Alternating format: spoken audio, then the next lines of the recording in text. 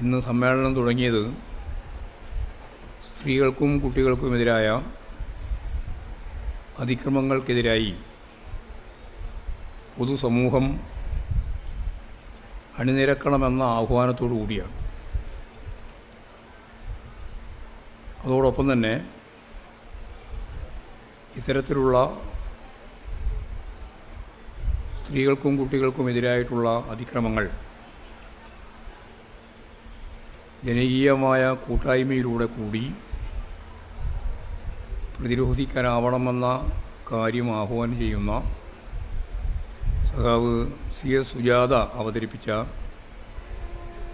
പ്രമേയത്തിലൂടെയാണ് ആദ്യത്തെ സമ്മേളനത്തിൻ്റെ തുടക്കം. മോദി സർക്കാർ അധികാരത്തിൽ വന്നതിന് ശേഷം രാജ്യത്ത് സ്ത്രീകൾക്കും കുട്ടികൾക്കുമെതിരായി അക്രമങ്ങൾ വർദ്ധിച്ചു വരികയാണ്. 2022 4.5 ലക്ഷം പേർ അക്രമത്തിനിരയായി എന്നാണ് കേന്ദ്ര സർക്കാർ തന്നെ വ്യക്തമാക്കിയിട്ടുള്ളത്. നാഷണൽ ക്രൈം ബ്യൂറോയുടെ കണക്കനുസരിച്ച്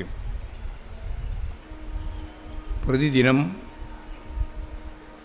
10 ദളിത് സ്ത്രീകൾ, ഏറ്റവും പിന്നണിയിൽ കിടക്കുന്ന ഈ ദളിത് വിഭാഗത്തിൽപ്പെട്ട സ്ത്രീകൾ ബലാത്സംഗം ചെയ്യപ്പെടുന്നു എന്നാണ് അവരുടെ കണക്ക്. സ്ത്രീ സുരക്ഷയ്ക്ക് പദ്ധതികൾ ആവിഷ്കരിക്കാനും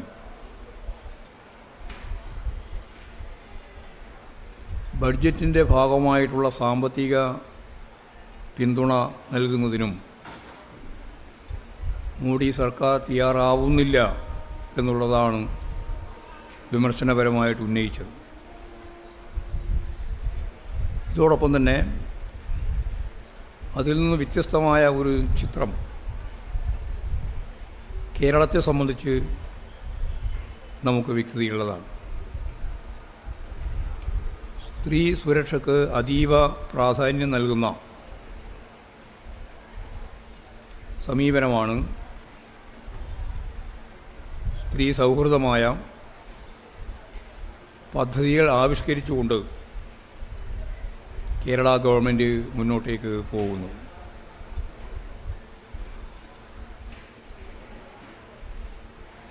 സ്ത്രീകളുടെ തൊഴിൽ പങ്കാളിത്തം 18% പ്രകടന പത്രികയിലെ വാഗ്ദാനം നമുക്ക് പാലിക്കാൻ സാധിച്ചു. 18% എന്നുള്ളത് ഉയർത്തി 22% ചെയ്തു.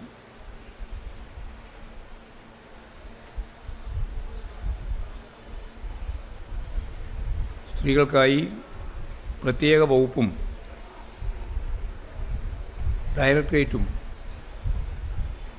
കേരളത്തിൽ രൂപീകരിച്ചു. വനിതാ ഹെൽപ്പ് ലൈൻ പ്രവർത്തനം ആരംഭിച്ചു. മാർച്ച് 8 ഈ പ്രത്യേകത കണക്കിലെടുത്തുകൊണ്ടുള്ള ഇതെല്ലാം ഉൾച്ചേർത്തിട്ടുള്ള ഒരു പ്രമേയമാണ് സഖാവ് സുജാത സമ്മേളനത്തിന് മുമ്പിൽ അവതരിപ്പിച്ചത്. ഇന്നലെ സഖാവ് പിണറായി കേരളത്തിൻ്റെ ബഹുമാന്യനായ മുഖ്യമന്ത്രി അവതരിപ്പിച്ച നവകേരളത്തിനുള്ള പുതുവഴികൾ എന്ന രേഖ ഇന്ന് രാവിലെ 9:30 മണി മുതൽ ചർച്ച ചെയ്യുകയും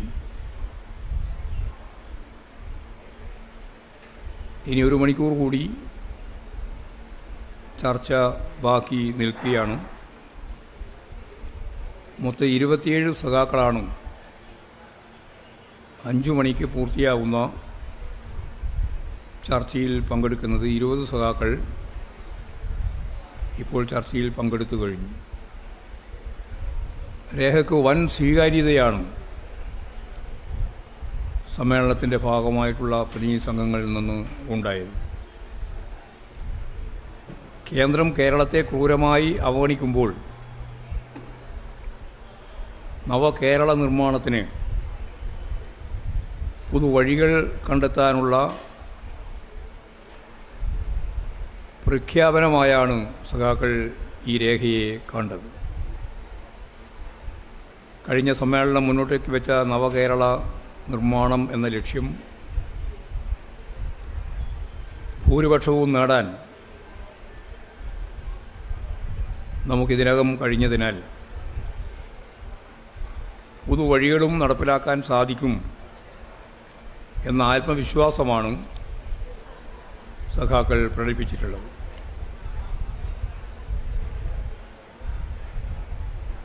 പുതിയ വിഭവ സമാഹരണമെന്ന നിർദ്ദേശവും സ്വാഗതം ചെയ്യപ്പെടുകയാണ്. കേന്ദ്ര ഗവൺമെൻറ്റിൻ്റെ ഒരു ഉപരോധം പോലെയുള്ള സാമ്പത്തിക രംഗത്തുള്ള നമുക്കെതിരായിട്ടുള്ള നിലപാടും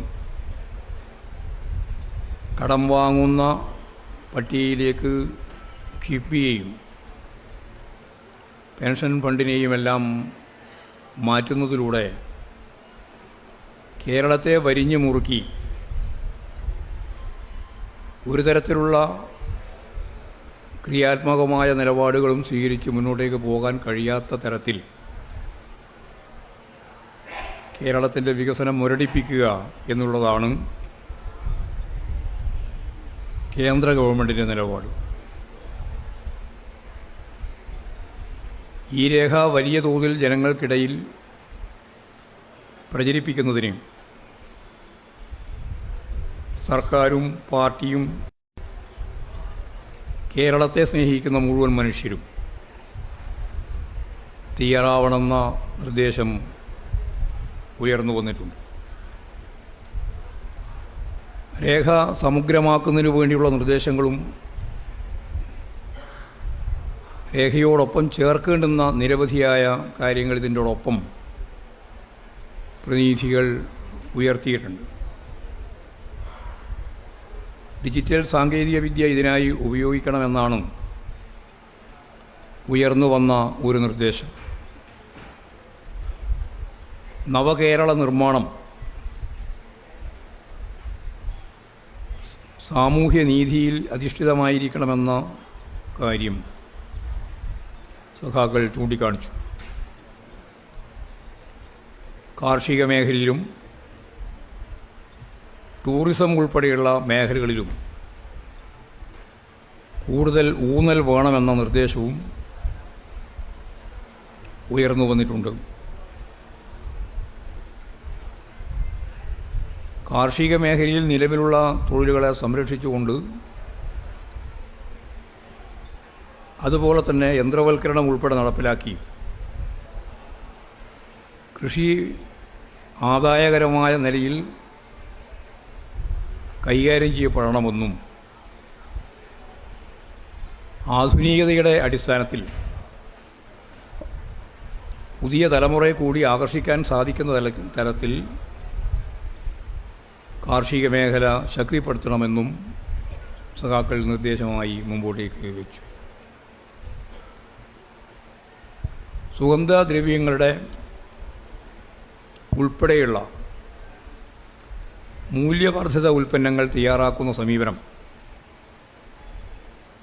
ഉണ്ടാവേണ്ടതുണ്ട് എന്ന് സഖാക്കൾ ചൂണ്ടിക്കാണിക്കുകയുണ്ടായി.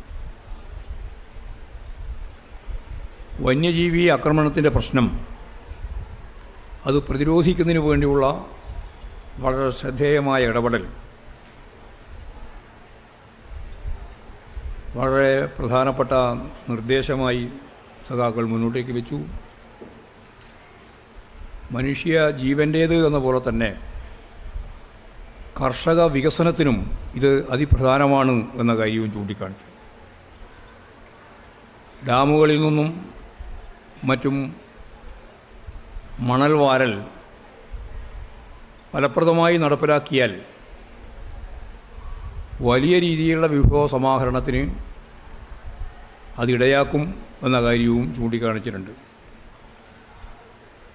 സർക്കാരിൻ്റെ നേട്ടങ്ങൾ ജനങ്ങളിൽ എത്തിക്കുന്നതിന് ശക്തമായ ക്യാമ്പയിൻ വേണം എന്നും സഖാക്കൾ ചൂണ്ടിക്കാണിച്ചു. പാരിസ്ഥിതിക പ്രശ്നങ്ങളെയും കാലാവസ്ഥാ വ്യതിയാനത്തെയും നല്ല രീതിയിൽ പരിഗണിച്ചുകൊണ്ടുള്ള വികസന കാഴ്ചപ്പാട് കൂടി മുന്നോട്ടേക്ക് വെക്കണമെന്ന നിർദ്ദേശവും വന്നിട്ടുണ്ട്. ചർച്ച ഇനിയും 1 മണിക്കൂർ ബാക്കിയാണ്. ഇനിയുള്ള സന്ദർഭത്തിലും ഒരുപാട് പുതിയ നിർദ്ദേശങ്ങൾ വരും.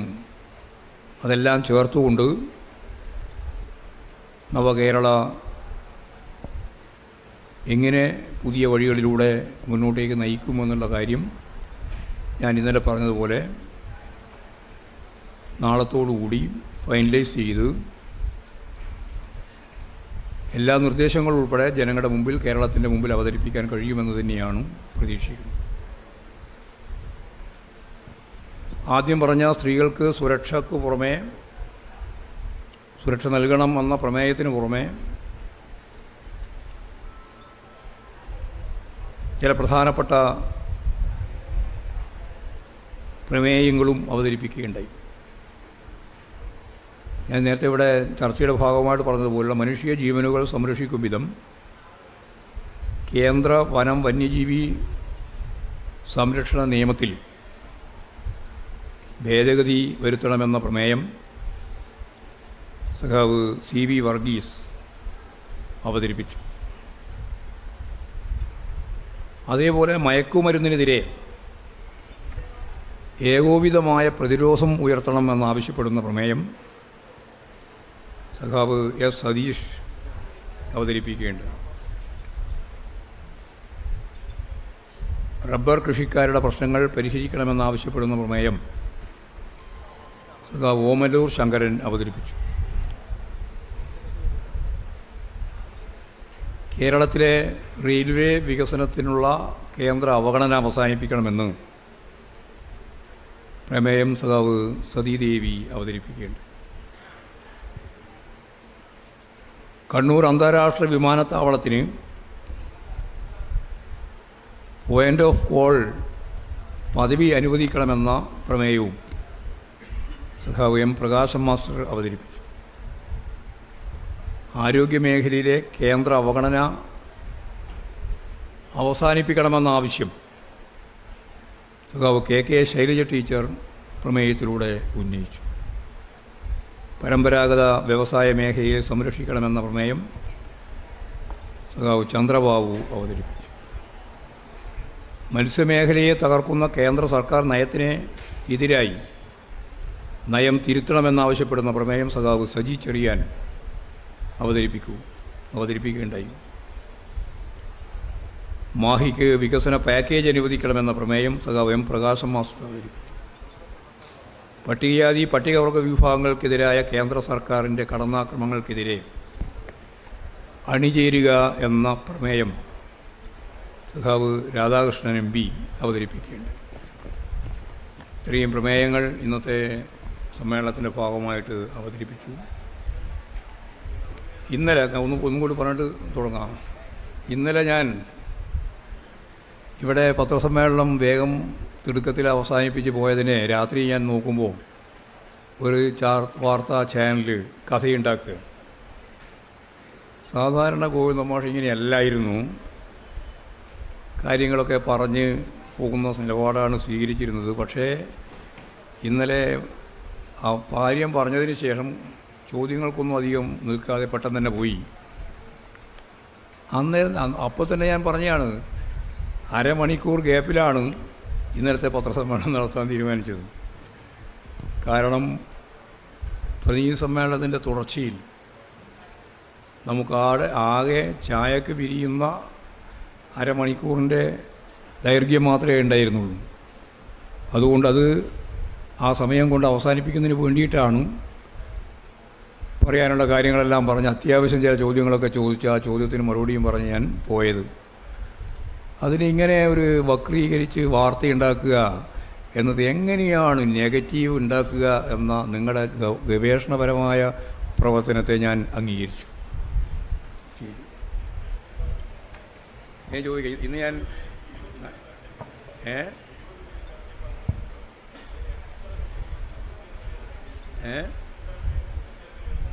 എല്ലാവരും കൂട്ടിച്ചേർക്കൽ വെറുതെ ഇവർ വർത്താനം പറയലാണോ?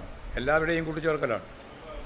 ഭൂരിയല്ല, എല്ലാവരും ഓരോ ഡെലിഗേഷനായിട്ടാണ് ചർച്ചയിൽ പങ്കെടുക്കുന്നത്. ആ ഡെലിഗേഷൻ അവരുടെ ചർച്ചയുടെ ഭാഗമായി ഇതിൻ്റെ ഈ രേഖയോടൊപ്പം ചേർന്ന് വരേണ്ടുന്ന മുഴുവൻ കാര്യങ്ങളെ സംബന്ധിച്ചാണ് ചർച്ച. അതുകൊണ്ട് എല്ലാവരുടെയും സംഭാവന ഈ ചർച്ചയുടെ ഭാഗമായിട്ട് ഈ പറഞ്ഞ കാര്യങ്ങളിലെല്ലാം ഉണ്ട്.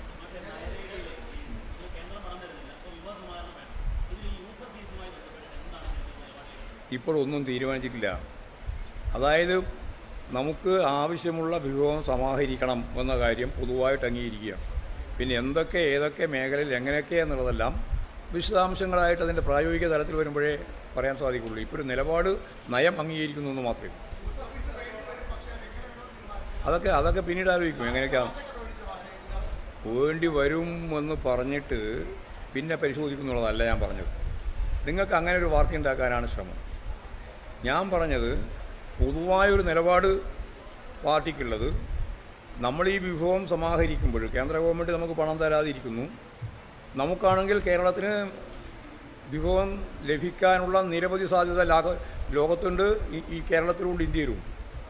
അതുകൊണ്ടാണല്ലോ കേരളീയനെ സംബന്ധിച്ചിടത്തോളം സാമ്പത്തിക പരാധീനത വെച്ചുകൊണ്ടല്ല അത് ഉപേക്ഷിച്ചത്, അല്ലെങ്കിൽ ഉപേക്ഷിക്കേണ്ടി വരുന്നത്. കേന്ദ്ര ഗവൺമെൻറ് അനുവാദം തന്നാൽ ഇപ്പോഴും അതിനാവശ്യമായ പണം സ്വരൂപിക്കാൻ നമുക്ക് കേരളത്തിന് സാധിക്കും. അതൊക്കെ തിരിച്ചു കിട്ടാനുള്ള വഴിയുള്ള പദ്ധതികളാണ്, പ്രൊജക്റ്റുകളാണ്, നിക്ഷേപം. അതിനൊക്കെ നല്ല സാധ്യതയാണ് ലോകത്തിൻ്റെ വിവിധ മേഖലയിൽ നിന്ന് നമുക്ക് അനുകൂലമായിട്ടുള്ളത്. നേരത്തെ തന്നെ ജപ്പാനുമായിട്ടൊക്കെ ബന്ധപ്പെട്ട് ചർച്ച ചെയ്തപ്പോൾ അവർ സമ്മതിച്ചതാണ്. അതുപോലെ വിഭവ സമാഹരണത്തിനാവശ്യമായ നിരവധിയായ വഴികൾ നമ്മൾ കണ്ടെത്തും. ആ കണ്ടെത്തുന്നതിൻ്റെ ഭാഗമായിട്ട് എന്തൊക്കെയാണ് അതിൻ്റെ ഭാഗമായിട്ട് നമ്മൾ പ്രായോഗികമായിട്ട് ചെയ്യേണ്ടത്, എങ്ങനെയൊക്കെ ചെയ്യണം, അത് നമ്മൾ ഉപയോഗിക്കുമ്പോഴേ പണം നമ്മൾ ഉപയോഗിക്കുമ്പോൾ ആ പണം കൃത്യമായിട്ട് കൈകാര്യം ചെയ്യാനുള്ള നിലപാടുകൾ അതത് സന്ദർഭത്തിൽ സ്വീകരിച്ച് മുമ്പോട്ടേക്ക് പോവുക. ജനങ്ങളോട് ഈ കാര്യം തുറന്നു പറയുക തന്നെ ചെയ്യുക. അതുതന്നെയാണ് ഉദ്ദേശിക്കുന്നത്. ഏകകണ്ഠമായിട്ട് അല്ലെങ്കിൽ ഏകപക്ഷീയമായിട്ട് ഒരു തീരുമാനത്തിലേക്ക് പോവുകയല്ല. ജനങ്ങളുടെ സമ്മതിയോടെ ഈ കാര്യങ്ങൾ നിർവഹിച്ച് പോകണമെന്നാണ്. ഇപ്പം തന്നെ ചില ആളുകൾ മാധ്യമങ്ങൾ തുടങ്ങിയിട്ടുണ്ട് പണി. അതെങ്ങനെയാണിത് അവസാനിപ്പിക്കുക എന്ന് പറഞ്ഞാൽ, എങ്ങനെയാണ് ജനങ്ങളെ കേരളത്തിൻ്റെ ഈ മുന്നോട്ടുള്ള ഗതിയെ, ഈ പുതിയ വഴിയെ തടയുക എന്ന ലക്ഷ്യം വെച്ചുകൊണ്ടുള്ള കാര്യമായ ഇടപെടൽ നിങ്ങൾ തുടങ്ങിയിട്ടുണ്ട്. നിങ്ങളെന്ന് പറഞ്ഞാൽ എല്ലാവരുമല്ല, കുറേ ആൾ തുടങ്ങിയിട്ടുണ്ട്. അതുൾപ്പെടെ ജനങ്ങളെ അണിനിരത്തിക്കൊണ്ട് തന്നെയാണ് അതിനെയും ഞങ്ങൾ കൃത്യമായ രീതിയിലുള്ള നിലപാട് സ്വീകരിച്ചുകൊണ്ട് ശരിയായ പ്രതിരോധം ചമച്ച് ആവശ്യമുള്ളത്ര നമുക്കുള്ള മൂലധന നിക്ഷേപം ശേഖരിക്കുന്നതിന് വേണ്ടിയുള്ള ബോധപൂർവമായ ഇടപെടലും, അതുപോലെ തന്നെ ഗവൺമെൻറ്റിന് തീർച്ചയായിട്ടും വിവിധ മേഖലയിൽ നിന്ന് സ്വരൂപിക്കാവുന്ന മൂലധനം കൃത്യമായിട്ട് കൈകാര്യം ചെയ്യാനും സാധിക്കുമെന്ന് തന്നെയാണ് പ്രതീക്ഷിക്കുന്നത്. സഹകരണ മേഖലയാണ് ഇതിൽ ഏറ്റവും പ്രധാനപ്പെട്ട ഒരു ഭാഗം. പൊതുമേഖലാ സ്ഥാപനങ്ങൾ, അതുപോലെ തന്നെ സഹകരണ മേഖല, ഇതെല്ലാം ചേർന്നുകൊണ്ട് തദ്ദേശ സ്വയംഭരണ സ്ഥാപനങ്ങളുമായിട്ട് ചേർന്നാണ് നിരവധിയായ പ്രൊജക്റ്റുകളും നിലപാടുകളും നടപടികളും സ്വീകരിക്കാനാവുക. അത് ഞാൻ ഇന്നലെ തന്നെ പറഞ്ഞതാണ്. ജവഹർലാൽ നെഹ്റു ആ കാലം മുതൽ പറഞ്ഞിട്ടുള്ളതാണ്. സഹകരണ മേഖല എന്ന് പറയുന്നത് തദ്ദേശ സ്വയംഭരണ സ്ഥാപനങ്ങൾ ട്രഷറിയാണെന്നും. അത് കൃത്യമായിട്ട് നമ്മൾ കഴിഞ്ഞ പ്രാവശ്യം രേഖയിൽ പറഞ്ഞു വെച്ചിട്ടുണ്ടെങ്കിലും അതിൻ്റെ പ്രായോഗിക തലത്തിലുള്ള പ്രവർത്തനങ്ങൾ വളരെ ചെറുതായിട്ട് മാത്രമേ മുന്നേറിയിട്ടുള്ളൂ. അപ്പോൾ അതിന് നല്ല ഊന്നൽ കൊടുത്തുകൊണ്ട് നമുക്കിഷ്ടം പോലെ മൂലധന നിക്ഷേപത്തിനുള്ള സൗകര്യം, സഹകരണ മേഖലയിൽ ഏറ്റവും പ്രധാനപ്പെട്ട ഒരു ശക്തി കേന്ദ്രം ആണ് കേരളം എന്നുള്ളതുകൊണ്ട് ആ മേഖലയെ നമുക്ക് ഫലപ്രദമായിട്ട് വികസനത്തിന് വേണ്ടി ഉപയോഗിക്കാൻ സാധിക്കുകയും ചെയ്യും.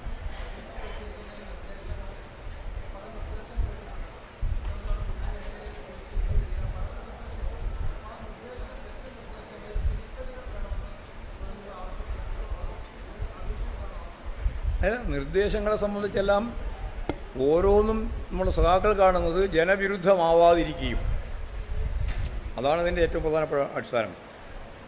ഈ കേരളത്തിലെ അടിസ്ഥാന വർഗ വിഭാഗങ്ങളുടെ പ്രശ്നങ്ങൾ ഫലപ്രദമായി ഈ സന്ദർഭത്തിലും കൈകാര്യം ചെയ്യപ്പെടുമെന്നുള്ളതിന് ഗ്യാരണ്ടി ഉണ്ടാക്കുകയും ചെയ്യുക എന്നുള്ളതാണ് പ്രതിനിധി സഖാക്കളുടെ ഊന്നൽ. എന്ന് പറഞ്ഞാൽ ഇതിൻ്റെ അകത്ത് നമുക്കെല്ലാം അറിയുന്നത് പോലെ ഈ വികസന പ്രക്രിയ മുന്നോട്ടേക്ക് വരുമ്പോൾ സ്വാഭാവികമായിട്ടും അതിൻ്റെ പ്രധാനപ്പെട്ട ഒരു ഭാഗം ഇടത്തരം വിഭാഗത്തെ രൂപപ്പെടുത്തുകയും ശക്തിപ്പെടുത്തുകയും ചെയ്യുക. എന്നാൽ അതോടൊപ്പം തന്നെ പരമ്പരാഗതമായ തൊഴിലാളി വിഭാഗം, ജനവിഭാഗങ്ങൾ, നമ്മുടെ ഏറ്റവും അടിസ്ഥാനപരമായിട്ടുള്ള വിഭാഗം, ആ വിഭാഗങ്ങളുടെ ജീവിതം മെച്ചപ്പെടുത്താൻ ഫലപ്രദമായിട്ട് ഈ പൊതുവികാസത്തിൻ്റെ ഒപ്പം തന്നെ അതിനെയും ഫലപ്രദമായി ചേർത്ത് നിർത്തി മുമ്പോട്ടേക്ക് പോകണം എന്നുള്ള കാര്യമാണ് സഖാക്കൾ ഡെലിഗേഷനുകൾ വ്യക്തമാക്കിയത്. ഏതൊക്കെ മേഖലയാണോ വേണ്ടത് ആ എല്ലാ മേഖലയും.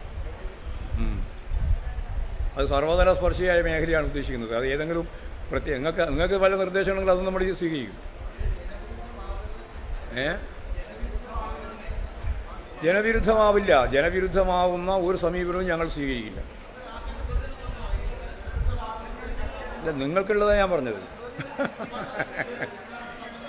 നിങ്ങൾക്ക് അങ്ങനൊരു ആശങ്കയുണ്ട്. ആ ആശങ്ക നിങ്ങൾ ഈ പരിപാടി എങ്ങനെയാണോ നടപ്പിലാക്കാതിരിക്കേണ്ടത് എന്ന കാര്യം വെച്ചുകൊണ്ട് പ്രതിരോധിക്കാനുള്ള ശ്രമം തുടങ്ങിയിട്ടുണ്ട്. അതാണ് ഞാൻ പറഞ്ഞത് നിങ്ങളോട്. ആദ്യം ഞങ്ങളെ സംബന്ധിച്ച് ചർച്ചയിലൊന്നും ഉണ്ടായിട്ടില്ല. കാരണം ചർച്ച അത്യാവേശത്തോടുകൂടിയാണ് സമ്മേളനം ഈ ഓരോ നിലപാടിനെയും സ്വീകരിക്കുന്നത്. നിങ്ങളെല്ലാം വിചാരം എന്താ, ഞാൻ ഓരോന്ന് പറയുമ്പോൾ കൈയടിച്ചുകൊണ്ടിരിക്കുന്നത് പുതിയ പൊതുസമ്മേളനം മറ്റാ. നല്ല പക്വത വന്ന കേഡർമാരാണ് പങ്കെടുക്കുന്നത് സമ്മേളനത്തിലട്ടാ. നിങ്ങൾ വിചാരിക്കുന്ന പോലെ നിങ്ങൾക്ക് ഇപ്പോൾ മനസ്സിലായില്ല. ഒരു കുറേ കഴിയട്ടെ, അപ്പോൾ നിങ്ങളെല്ലാം പങ്കെടുപ്പിക്കാം. അപ്പോഴാണ് നിങ്ങൾക്ക് മനസ്സിലാക്കുക സമ്മേളനം എന്താണെന്ന്. ഇപ്പോഴിങ്ങനെ പുറത്തു നിന്നിരിങ്ങനെ നിങ്ങൾക്ക് മനസ്സിലാകുന്നില്ല.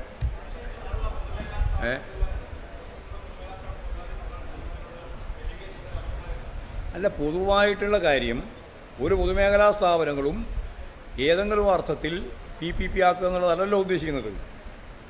പൊതുമേഖലാ സ്ഥാപനം തുടർന്ന് മുമ്പോട്ടേക്ക് പോകാനാവാത്ത സാഹചര്യം വരുന്ന ഘട്ടത്തിൽ പരിശോധിച്ച് ആവശ്യമായ നിലപാട് സ്വീകരിക്കാം. അതെന്ത് വേണമെന്നുള്ളത്, അത് സഹകരണ മേഖല ഉപയോഗിക്കാൻ പറ്റുന്ന സഹകരണ മേഖല ഉപയോഗിക്കാം, പൊതുമേഖല ഉപയോഗിക്കാൻ പറ്റുന്ന അത് ഉപയോഗിക്കാം, അതും അല്ലെങ്കിൽ PPP ഉപയോഗിക്കാം. അങ്ങനെയുള്ള പല ഓപ്ഷനുണ്ട്. ആ ഓപ്ഷനുകൾ ശ്രദ്ധിച്ചു കൈകാര്യം ചെയ്യാനാണ് ഉദ്ദേശിക്കുന്നത്. മറ്റേതിന് മുൻഗണന കൊടുക്കുക എന്നുള്ളതല്ല ഞങ്ങളുടെ ഉദ്ദേശം. മനസ്സിലോ? ഓരോ ജില്ലയിലും സഖാക്കൾ ചർച്ചയിൽ പങ്കെടുത്തുകൊണ്ട് പറഞ്ഞു, കാസർഗോഡ് മുതൽ ഇങ്ങോട്ട് പറഞ്ഞു, ഇന്ന കമ്പനികളിൽ നിന്ന് സജീവമായി പ്രവർത്തിക്കാൻ സാധിക്കാതെ നിശ്ചലമായി കിടക്കുകയാണ് എന്ന് അങ്ങൊന്നും ഇങ്ങത്തോളം പറയേണ്ടായിട്ടുണ്ട്. അതൊക്കെ നമ്മൾ നോക്കും, ശ്രദ്ധിക്കും. ഭൂമി മാത്രമൊന്നുമല്ല, ഭൂമി നമുക്ക് ഉപയോഗിക്കാൻ കഴിയും.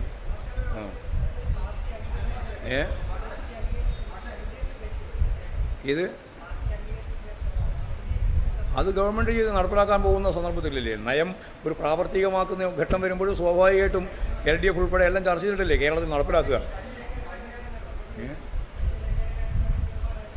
കഴിഞ്ഞ പ്രാവശ്യം LDFൻ്റെ ഭാഗമാക്കി മാറ്റിയല്ലോ ആ രേഖ. അതുപോലെ ഇപ്പോൾ ഞങ്ങളിവിടെ അവതരിപ്പിക്കുന്ന രേഖ അവതരിപ്പിച്ച് അംഗീകരിക്കുന്നതോടുകൂടി അത് പൊതു സ്വത്തായിട്ട് മാറും. എല്ലാവരുമായിട്ട് ചർച്ച ചെയ്യും. ആ ചർച്ചയുടെ ഭാഗമായിട്ട് LDF ഉൾപ്പെടെ ചർച്ച ചെയ്തുകൊണ്ട് തന്നെയാണ് പ്രായോഗികമായിട്ട് നടപ്പിലാക്കാൻ ഉദ്ദേശിക്കുന്നത്.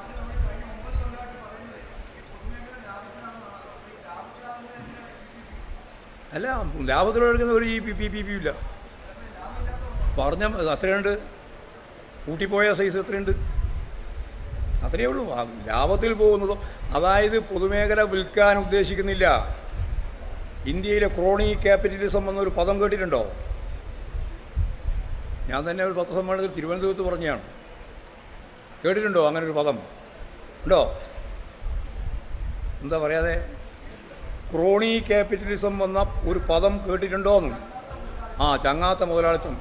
അതാണ് കേന്ദ്ര ഗവൺമെൻറ് ചെയ്തുകൊണ്ടിരിക്കുന്ന പണി. അതിൽ 3 പ്രധാനപ്പെട്ട ഗുണഭോക്താക്കളാണ്. 1 കോർപ്പറേറ്റ് മാനേജ്മെൻറ്റ്, 2 വളരെ പ്രധാനപ്പെട്ട രാഷ്ട്രീയ നേതൃത്വം, 3 ഉന്നത ബ്യൂറോക്രാറ്റ്സ്. ഇത് 3ഉം ചേർന്ന് കോടാനുകോടി രൂപ പൊതുമേഖലാ സ്ഥാപനങ്ങളുടെ സമ്പത്ത് ഓഹരി വെക്കുന്ന സമീപനത്തിൽ നിന്നും രൂപപ്പെട്ട് വന്നിട്ടുള്ളതാണ് ക്രോണി ക്യാപിറ്റലിസം. അതിവിടെ ഉദ്ദേശിക്കുന്നില്ല. അതാ നിങ്ങൾക്ക് മനസ്സിലാവാതെ. അതിവിടെ ഉദ്ദേശിക്കുന്നില്ല. ക്രോണി ക്യാപിറ്റലിസത്തിൻ്റെ, ചങ്ങാത്ത മുതലാളിത്തത്തിൻ്റെ കേന്ദ്ര ഗവൺമെൻറ് നിലപാടിന് തികച്ചും വിപരീതമായ ജനോപകാരപ്രദമായ രീതിയിൽ പൊതുമേഖലാ സ്ഥാപനങ്ങളെ ഫലപ്രദമായി എങ്ങനെയാണ് കൈകാര്യം ചെയ്യുക എന്നുള്ളതിൻ്റെ പാഠശാലയായിരിക്കും ബദലായ കേരളത്തിലെ ഈ നിലപാട്. നിങ്ങൾ കൈയടിച്ചോ?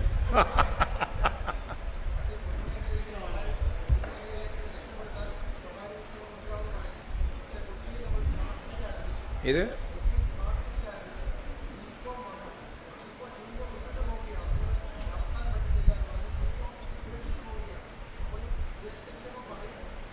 അല്ല, അതൊക്കെ ഞങ്ങൾ ഏറ്റെടുക്കുന്നതിനെ പറ്റിയാണ് പറഞ്ഞുകൊണ്ടിരിക്കുന്നത്. അല്ലാണ്ട് അതിൽ വേറെ ഒന്നുമല്ല ഉദ്ദേശിക്കുന്നത്. അവർ ആരെങ്കിലും ഇട്ടേച്ച് പോകുന്നുണ്ടെങ്കിൽ അത് ഏറ്റെടുത്ത് മുന്നോട്ടേക്ക് പോകാനാണ് ഗവൺമെൻറ് ശ്രമം. മനസ്സിലായില്ലേ? ആരെങ്കിലും ഇട്ടേച്ച് പോയാൽ അത് ഏറ്റെടുത്ത് മുമ്പോട്ടേക്ക് പോകാനാണ് ശ്രമിച്ചിട്ടുള്ളത്. അതാണല്ലോ കോട്ടയത്ത് ഉൾപ്പെടെ ഉള്ള നമ്മുടെ പുതിയ പേപ്പർ മില്ല് ഉൾപ്പെടെയുള്ള കാര്യം. മുമ്പോട്ടേക്ക് പോകാനാണ്. ഏ ഇത് റിപ്പോർട്ടിന് മേലെ വളരെ ആരോഗ്യകരമായ ചർച്ചയായിരുന്നു ഇന്നലെ നടത്തിയത്. നിങ്ങൾ പത്രക്കാർ മാത്രമേ പുതിയ ചർച്ച നടത്തിയിട്ടുള്ളൂ. അത് വേറെ ആ ചർച്ച ഞങ്ങൾ മൈൻഡ് ചെയ്യുന്നില്ല. നിങ്ങൾ ഞാൻ നേരത്തെ പറഞ്ഞ ഒരു കാര്യം നിങ്ങൾ മറക്കണ്ട. നെഗറ്റീവായ ഒരു കാര്യവും അതിൻ്റെ പിന്നിൽ പോകാൻ ഈ പാർട്ടി തയ്യാറില്ല. ഞങ്ങൾ പോസിറ്റീവായിട്ടാണ് മുഴുവൻ കാര്യത്തെയും കാണുന്നത്, പ്രോസസ് റിപ്പോർട്ട് ഉൾപ്പെടെ. നിങ്ങൾ അതിൻ്റെ അകത്ത് വിഷം കലക്കാൻ വേണ്ടിയിട്ട് പല കാര്യങ്ങളും ചേർത്ത് വെച്ചാൽ ആ ചേർത്ത് വെച്ചതിൻ്റെ പുറകെ ഞങ്ങൾ പോകുമെന്നും അതിൻ്റെ മാനസികമായ സമ്മർദ്ദത്തിലായിരിക്കും ഞങ്ങളെല്ലാം ഉണ്ടാകുമെന്നും നിങ്ങൾ ധരിക്കണ്ട. പോസിറ്റീവായ നിലപാടിൻ്റെ ഒപ്പം നിന്ന് നെഗറ്റീവായിട്ട് വരുന്ന എല്ലാറ്റിനെയും തള്ളി ഈ പാർട്ടിയും പ്രസ്ഥാനവും മുന്നോട്ടേക്ക് പോയിട്ടുണ്ട്. നിങ്ങളുടെ അജണ്ടക്ക് നിന്നു തരാൻ ഞങ്ങളില്ല എന്ന കാര്യം ഞാൻ പല പ്രാവശ്യമായിട്ട് പറഞ്ഞിട്ടുള്ളതാണ്. അത് വീണ്ടും ആവർത്തിക്കുകയാണ്. ആ സമ്മേളനം തന്നെയല്ലേ തീരുമാനിക്കുക. അത്രയൊന്നും മണിക്കൂറില്ലല്ലോ, വളരെ ചുരുക്കം മണിക്കൂറിലേ ഉള്ളൂ. കാത്തിരുന്ന് കാണാം.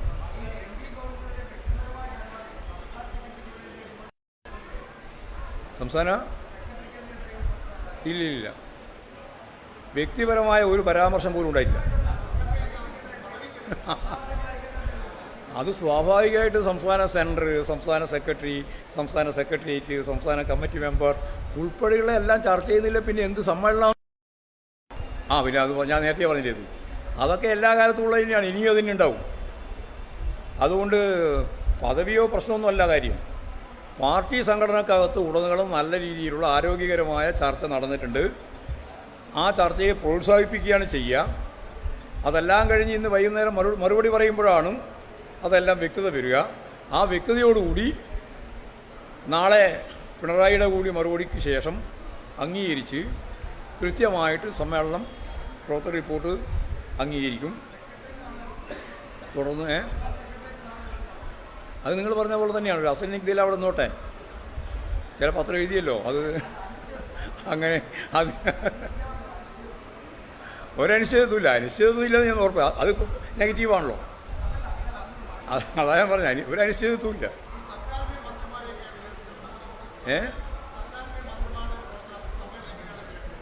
ഗവൺമെൻറ്റിനെയും അതുപോലെ തന്നെ നല്ല മെച്ചപ്പെട്ട ഗവൺമെൻറ് എന്ന രീതിയിലാണ് വിലയിരുത്തിയിട്ടുള്ളത്. മെച്ചപ്പെട്ടതാണ്. അതിനേക്കാളൊക്കെ വളരെ ശക്തിയായി മുന്നോട്ടേക്ക് പോയിട്ടുണ്ട്. അന്നത്തെ ഗവൺമെൻറ് എന്ന് പറഞ്ഞാൽ ഉമ്മൻചാണ്ടിയുടെ ഗവൺമെൻറ്റിന് ബദലായിട്ട് വന്ന ഗവൺമെൻറ്റാണ്. ഇന്നാണെങ്കിൽ പിണറായിയുടെ ഒന്നാമത്തെ ടേം കഴിഞ്ഞ് രണ്ടാമത്തെ ടേം വന്നിട്ടുള്ളതാണ്. ഒരുപാട് കാര്യങ്ങൾ മുന്നോട്ടേക്ക് പോകാൻ സാധിച്ചിട്ടുള്ളതാണ് നമ്മുടെ നവകേരള നയത്തെ അടിസ്ഥാനപ്പെടുത്തിയിട്ട്. അതുകൊണ്ട് മുന്നോട്ടേക്ക് പോകാൻ സാധിച്ചു എന്ന് തന്നെയാണ് കാണുന്നത്. നാളെ കഴിഞ്ഞതിന് ശേഷം പറയാം സമ്മേളനത്തിൽ പത്രസമ്മേളനം വേര് കുന്നാംകുളത്താണ് എന്നുള്ള കാര്യം ഞങ്ങൾ എന്തായാലും പത്രസമ്മേളനം നടത്തും നാളെ.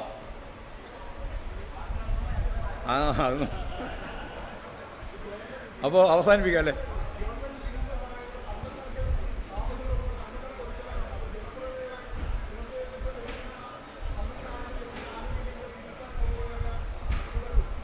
അല്ല, ഞങ്ങൾ ഉദ്ദേശിക്കുന്നത് ജനങ്ങൾക്കാകെ നവകേരളത്തിൻ്റെ ഭാഗമായിട്ടുള്ള നേട്ടം ഉണ്ടാക്കാനാവണം എന്നാണ്. അല്ലാതെ ഒരു വിഭാഗത്തിന് മാത്രം എന്നുള്ളതല്ല. പക്ഷേ ഊന്നൽ ഏറ്റവും പിന്നിൽ നിൽക്കുന്ന സാധാരണ ജനജീവിതവുമായിട്ട് ബന്ധപ്പെട്ട അടിസ്ഥാന വർഗങ്ങളുടെ വളർച്ചയാണ് ഊന്നൽ. പക്ഷേ അവിടെ മാത്രം നിൽക്കില്ല, എല്ലാവർക്കും അതിൻ്റെ ആനുകൂല്യങ്ങൾ ലഭിക്കത്തക്ക രീതിയിലാണ്. നിങ്ങൾ ഇവിടെ ഏത് സംഭരണമാണ്? ടാറ്റയും ബിർലയും മറ്റേ ഗോയങ്കിയും മറ്റ് മഫ്സലാലും ഒക്കെ എവിടെയുള്ളത്? നിങ്ങൾ ഏതാ സമ്പന്നത ഉദ്ദേശിക്കുന്നത്? അല്ല, ഞാൻ നിങ്ങളോട് ചോദിക്കുകയാണ്.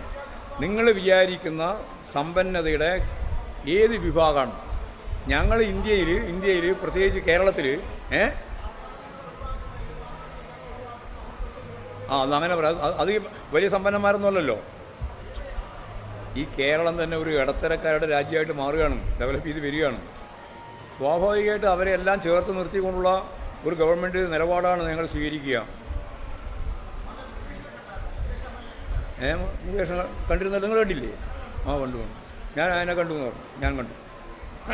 കാണുന്നില്ല നിങ്ങൾ പറഞ്ഞതുകൊണ്ട് ഞാൻ അദ്ദേഹത്തോട് പറഞ്ഞു, ഇങ്ങനെ നിങ്ങൾ അന്വേഷിക്കേണ്ടായിരുന്നു എന്ന് പറഞ്ഞു ഞാൻ, മാധ്യമങ്ങളൊക്കെ. അപ്പോൾ കണ്ടു പറഞ്ഞു. അദ്ദേഹം നമ്മുടെ പാർട്ടി സമ്മേളനത്തിലെ പ്രധാനപ്പെട്ട പ്രതീതി പോലും പാർട്ടി മെമ്പർ പോലും അല്ല. അതിന് വേണ്ടേ പിന്നെ പാർട്ടി സമ്മേളനവുമായി ബന്ധപ്പെട്ട കാര്യങ്ങൾ സംബന്ധിച്ച് പറയാൻ ആലോചിക്കാൻ? അത് നോക്കേണ്ട കാര്യം.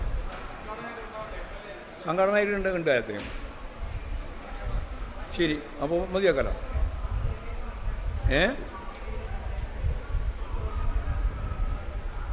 ഈ ഗവൺമെൻറ്റിൻ്റെയും അടുത്ത ഗവൺമെൻറ്റിൻ്റെയും എല്ലാ കാര്യത്തിലും നടപ്പിലാക്കും. മനസ്സിലായില്ല അല്ലേ? ഈ ഗവൺമെൻറ്റിൻ്റെ കാര്യത്തിൽ നടപ്പിലാക്കും, അടുത്ത ഗവൺമെൻറ്റിൻ്റെ കാര്യത്തിൽ നടപ്പിലാക്കും. ആ അടുത്ത ഗവൺമെൻറ് വരാൻ വേണ്ടിയിട്ടുള്ള ഏറ്റവും ശ്രദ്ധേയമായിട്ടുള്ള ഒരു നിലപാട് സ്വീകരിക്കുകയാണ് ഈ പുതിയ വഴികളുമായി ബന്ധപ്പെട്ടുകൊണ്ട് കേരളത്തിലെ ഇടതുപക്ഷ ജനാധിപത്യ മുന്നണി ഗവൺമെൻറ്റിൻ്റെ 3ാം ഘട്ടത്തിലേക്കുള്ള യാത്രയാണ്.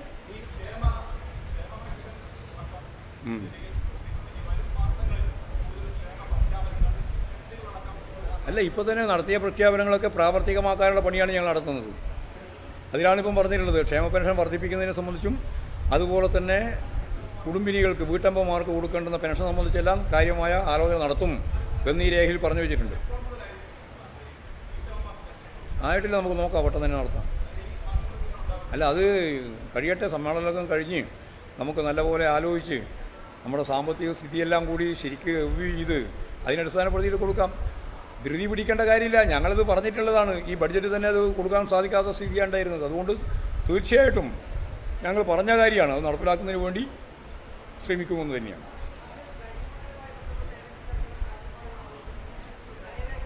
കൈരയ്യാണ് കരിമണലൊക്കെ വളരെ ഫലപ്രദമായിട്ട് ഈ രാജ്യത്തിൻ്റെ സമ്പത്ത് വ്യവസ്ഥയ്ക്ക് ഉപയോഗിക്കാൻ സാധിക്കുന്ന ഏറ്റവും പ്രധാനപ്പെട്ട ഖനിജങ്ങളല്ലേ. അതൊക്കെ എങ്ങനെയാണ് ഉപയോഗിക്കേണ്ടത് എന്ന് മണൽ തന്നെ ഇപ്പോൾ പൂർണ്ണമായിട്ട് ഉപയോഗിക്കാൻ പറ്റിയാൽ എത്ര കോടി രൂപയുടെ മണലാണ് കേരളത്തിലുള്ളത്. നമ്മുടെ ഡാമിലും അതുപോലെ തന്നെ പുഴയിലും ഒക്കെയുള്ള മണൽ തന്നെ ഉപയോഗിച്ചാൽ നമുക്ക് കേരളത്തിൻ്റെ വലിയ രീതിയിലുള്ള മുന്നേറ്റത്തിന് ഇടയാക്കുന്ന അത്രയും സമ്പത്ത് നമുക്ക് പ്രകൃതിദത്തമായിട്ട് തന്നെ അടിഞ്ഞു കിടക്കുന്നുണ്ട്. അതൊക്കെ നമുക്ക് ഉപയോഗിക്കാം. എങ്ങനെയൊക്കെ ഉപയോഗിക്കണം എന്നുള്ളതൊക്കെ പിന്നീട് നമുക്ക് തീരുമാനിക്കാം. ഇത് എന്തിനാണ് അങ്ങനെ പ്രത്യേകിച്ച് പറയേണ്ട കാര്യം? അത് ഉൾപ്പെടെയുണ്ട്. പോരെ, ഒരു വാർത്തയായല്ലോ റിപ്പോർട്ടറിന്.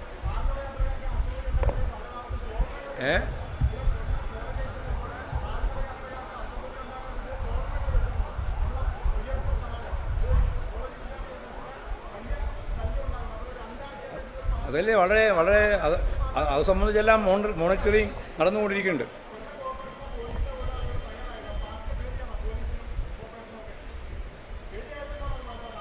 നിങ്ങൾ ഏതാ? ദൂരദർശനാണ്. അത് നാളത്തോടു കൂടി എല്ലാം മാറ്റും. നാളത്തോടു കൂടി ഇന്നിപ്പം നാളെ ഇപ്പം ഞായറാഴ്ചയാണല്ലോ. അത് നാളെ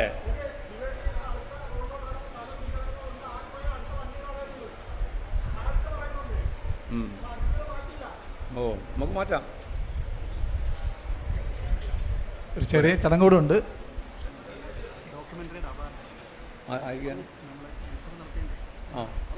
ചെറിയൊരു ചടങ്ങ് കൂടെ ഉണ്ട്.